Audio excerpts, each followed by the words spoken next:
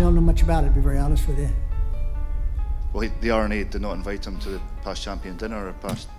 I really don't know anything about what they did. Jack Nicklaus and Greg Norman, two legends, one feud that refuses to die. What began as respect between icons has erupted into decades of silence, accusation, and ego. But behind the headlines and polite smiles lies something far deeper. And today, I'm revealing the untold truth behind golf's most explosive rivalry. Well, let me just sum this up with a couple of words. First of all, Greg Norman is an icon in the game of golf. Okay? He's a great player. We've been friends for a long time. And regardless of what happens, he's going to remain a friend. And unfortunately, he and I just don't see eye to eye in what's going on. I'll basically leave it at that. Okay? That fair enough? It started, as these things often do, with a podcast. Retired pro Lucas Parsons casually dropped a bombshell on Talk Birdie to me, revealing Norman once blamed a tantrum on Jack Nicklaus, a claim that hit the golf world like a shanked drive into a clubhouse window. Parsons recounted the 1993 Holden International, where Norman allegedly tore into him over a bunker mark. The Shark later explained he'd been wronged first, by none other than Nicklaus himself, years earlier. He always told the story about, apparently, when he played Jack Nicklaus for the first time, Jack did it to him, Parsons said. Golf fans gasped. The Golden Bear, the saint of sportsmanship, suddenly accused of being the seed of Norman's fury? Impossible. Or maybe, after all these decades, inevitable. Norman's version painted Nicklaus as an unintentional villain, the mentor whose competitive steel scarred a young prodigy. It added a Freudian layer to golf's most genteel rivalry, the father figure and the rebellious son, replaying their trauma on endless 18th holes. The revelation came just months after Norman's stormy exit from LIV Golf, his grand experiment collapsing under scrutiny. The timing wasn't lost on anyone. To critics, the Nicklaus made me do it defense was classic Norman deflection, shifting blame while digging up ghosts for headlines. To Norman supporters, it was a confession wrapped in vengeance, a man confronting his past tormentor. Either way, it shattered the thin veneer of golf civility. The Shark had spoken, and the Golden Bear's halo suddenly looked tarnished. As sports media feasted, Nicklaus stayed silent, for a moment. But silence from an 85-year-old titan often says more than words. By refusing to bite back, he let the weight of legacy do the talking. Norman, on the other hand, was all bite. And for the first time in decades, golf fans were asking, was the Shark ever wrong about the Bear? The mentor turned nemesis. Before Claws and Claws came out, there was admiration. A young Greg Norman in the late 1970s was practically a Nicklaus disciple, mimicking his swing, quoting his mindset, even designing courses in his image. The two met at the 1976 Australian Open, where Norman's wide-eyed awe was met with Nicklaus's seasoned calm. Be consistent, be patient, be tough, Jack told him. The gospel according to golf's godfather. For a while, Norman lived by it. Fast forward a decade, Norman, now world number one, was the sport's rock star. Nicklaus, the dignified elder, cheered him on. They collaborated on course designs, exchanged praise in press conferences, and represented golf's generational balance. But beneath the handshakes, cracks formed. Nicklaus's subtle critiques about practice habits, focus, or mental resilience hit Norman where it hurt most: his pride. Augusta's ghosts still haunt them both, especially the 1986 Masters where Norman's collapse handed Nicklaus his sixth green jacket. It wasn't just a loss, it was a public coronation of one legend at another's expense. By 2025, that torch-passing moment reads more like an omen. In throwback interviews, Norman admits, "We were friends for a long time." Yet the tone is wistful, almost bitter. Every piece of advice from Jack has become a symbol of condescension in hindsight, mentorship recast as manipulation. Norman's recollections sound like a man rewriting history to justify rebellion. And now, decades later, as both men loom large over the LIV PGA battlefield, the student seems determined to undo the teacher's legacy. Norman's quest to modernize golf feels like his final chaotic rebuttal to the man who told him what not to practice. And somewhere, Nicklaus watches, unamused, unflinching, perhaps a little vindicated. Excellent. Confirmed. And Jack's walking down And it's the first time I met the guy. And we're on a slope like this, so I'm coming up and Jack is like way up here, right? And I am looking up at this guy like goo-goo. And I'm taller than Jack, but I'm looking up and thinking, oh my God, this is Jack Nicklaus, this is Jack. And he put his hand on my shoulder and he said, hey, I'm looking forward to playing. I heard you won last week, congratulations. And I'm looking forward to playing with you on Thursday. I said, me too, Jack.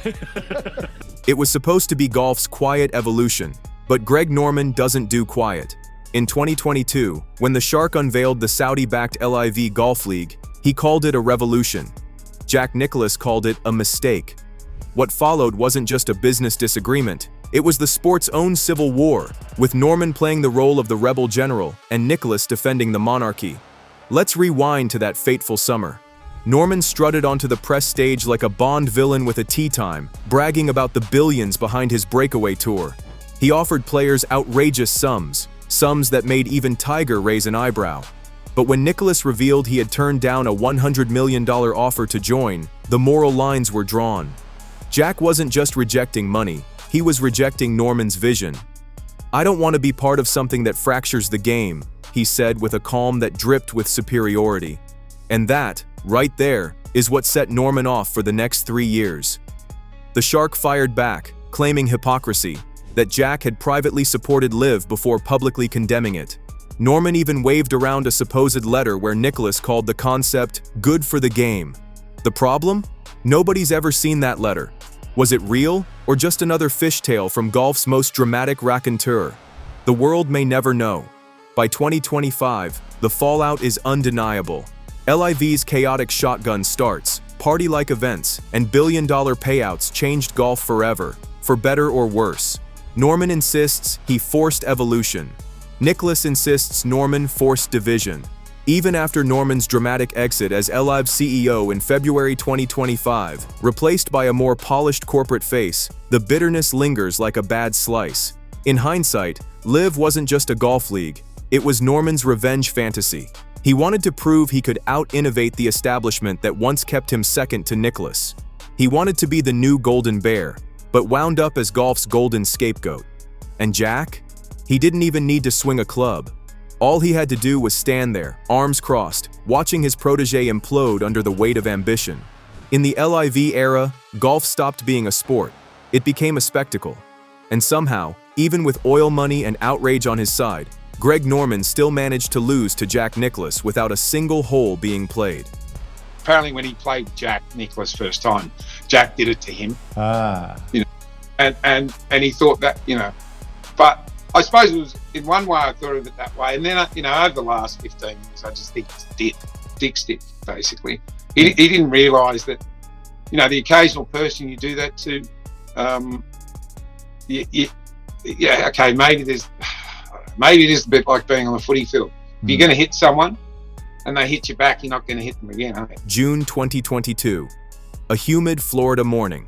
The kind of sticky, electric heat that makes tempers spark faster than tea times. Greg Norman, the Shark himself, sits across from a journalist, posture sharp, grin tight.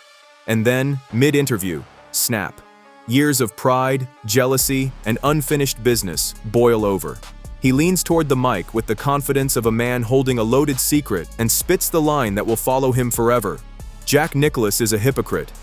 The word hangs in the air like a gunshot. Not a rival. Not a legend, a hypocrite. The studio goes still. The audience collectively blinks.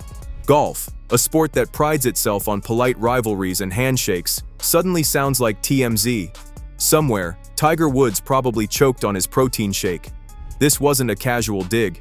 It was a character assassination, directed at golf's most sacred institution. Norman claimed that before Jack Nicklaus publicly rejected LIV Golf, he had privately supported it. That he had, in fact, praised it. He wrote me a letter saying it was good for the game, Norman said, his voice trembling with a mix of rage and vindication. Then, with a smirk sharp enough to cut grass, he must have a short memory. The Golden Bear had been caught growling on both sides of the fence. Panic rippled through golf's old guard. Nicklaus's camp immediately denied the claim. Norman doubled down, swearing the letter existed. Reporters morphed into detectives, dissecting every public quote, scouring archives for evidence. The Washington Post dubbed it golf's biggest betrayal. Overnight, the internet crowned Nicklaus the golden blur. Golf Twitter combusted, half gasping, half laughing. The genteel fairways had turned into the Real Housewives of Augusta. But beneath the chaos, there was something almost tragic about Norman's explosion. For all his bravado, there was hurt hiding under the swagger. This wasn't just rivalry, it was heartbreak. Greg Norman had idolized Jack Nicklaus. He'd studied him, tried to surpass him, shadowed his legend for decades. And even now, in his 70s, he still wasn't free of the comparison. Every swing, every deal, every headline still existed in the gravitational pull of Jack's golden glow. Fast forward to 2025, and that hypocrite soundbite has calcified into folklore. Norman repeats it like scripture in interviews, swearing he'd win that debate with Jack any day. Fans roll their eyes. Nicklaus just smiles. That smile, half pity, half triumph. The kind of grin that says, "You've already lost by still talking." And that's the cruel poetry of it all. The hypocrite comment didn't just wound their friendship, it immortalized their feud. Norman made himself golf's favorite villain, a man forever trapped in the myth he tried to rewrite.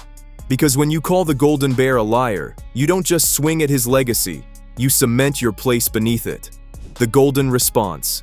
Jack Nicklaus could have clapped back. He could have unleashed a masterclass in moral superiority, complete with quotes about tradition, respect, and legacy. But he didn't. He did what true power players do. He stayed calm. After Norman's outburst, reporters hunted Nicklaus like paparazzi chasing a scandalized prince. Cameras rolled at the 2022 Open, microphones in his face. Jack's response? A gentle smile. "Greg Norman is an icon," he said. "A great player. We've been friends for a long time.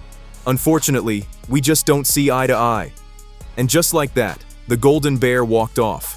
No anger, no rebuttal. Just a polite evisceration delivered with Midwestern poise. It worked. The world saw Nicklaus as the serene elder statesman, the man above the chaos. Norman looked like the ex who still couldn't move on. For all his LIV millions, the shark suddenly seemed small. But make no mistake, Nicklaus wasn't indifferent. He was strategic. In 2025, his actions speak volumes. While Norman scrambles to rebuild his image after his LIV departure, Jack is busy running tournaments, giving interviews, and mentoring players who cite him as the moral compass of golf. He sits beside Johnny Miller at the US Open, talking about discipline, patience, and doing things the right way. Everyone knows who he's really talking about. Behind the calm exterior, there's steel. Nicklaus has survived scandals, lawsuits, and business battles. He's no stranger to media warfare. But unlike Norman, he plays the long game. He lets time bury his enemies, not soundbites. By the time Norman's latest comments surface in 2025, Jack doesn't even bother responding. He's already won, not on the leaderboard, but in the court of legacy. Norman's the headline, Jack's the history book. And in a sport obsessed with grace under pressure, that's checkmate. Practice makes fury. Every rivalry has an origin story. And this one's buried in Augusta's manicured greens. Back in the 1980s, caddy Steve Williams shared a story that resurfaced in 2025 and blew up golf Twitter. During a practice round at Augusta National, Jack Nicklaus watched Greg Norman rehearse a recovery shot from off the green. Jack frowned. "Why's he practicing there?" he asked Williams. "You don't ever go and practice where you don't want to hit it." Classic Nicklaus, pure mental discipline. But to Norman, it wasn't advice, it was judgment. He reportedly took it as a condescending jab, proof that Jack saw him not as a peer, but as a reckless kid who needed teaching. That moment, small, almost trivial, became the symbolic crack in their bond.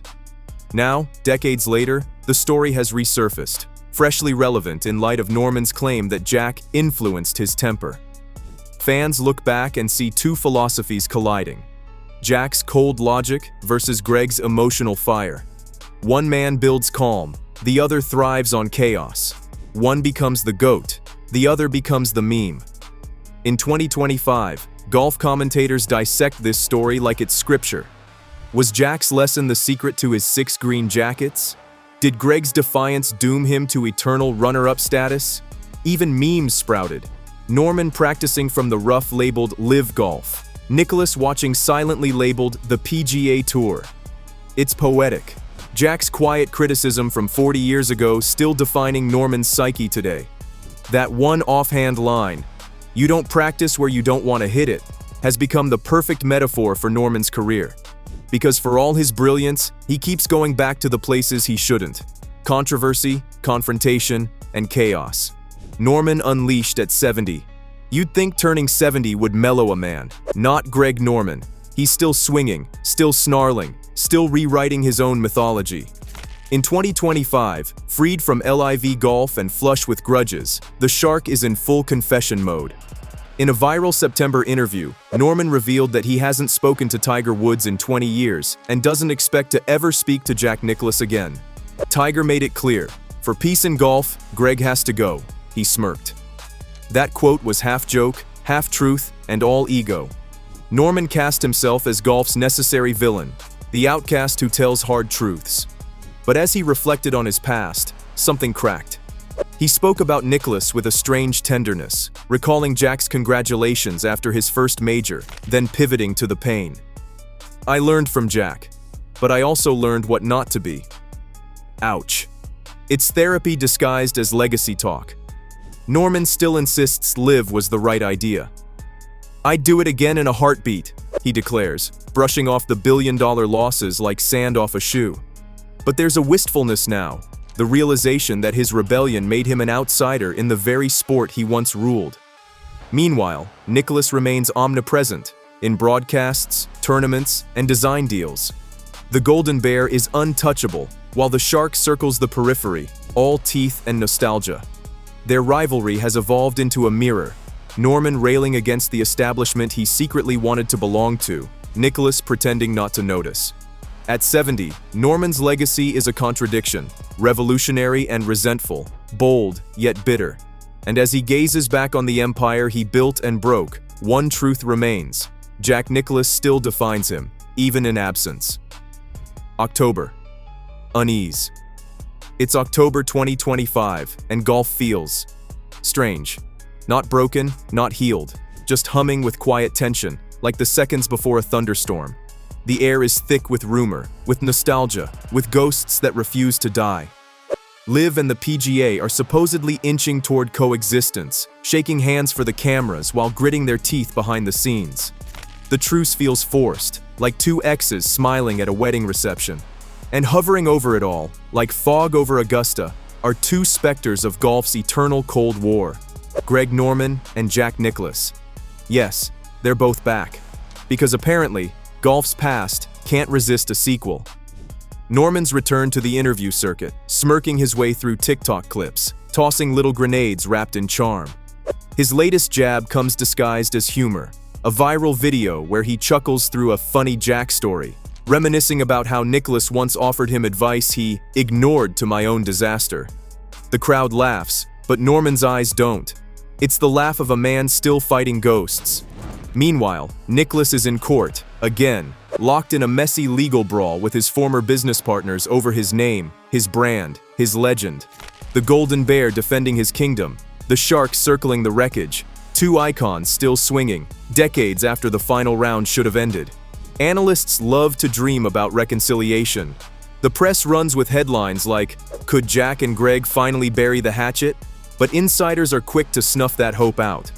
"They'll never make up," one former pro told Golf Digest. "There's too much pride, too much history." Pride, after all, is the currency both men have spent their lives hoarding.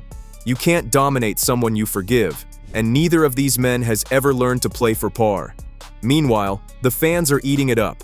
Reddit threads dissect every word, every smirk. YouTube channels analyze old press conferences like they're Zapruder films. Golf Twitter calls them the sport's real majors, the Nicklaus versus Norman Cold War.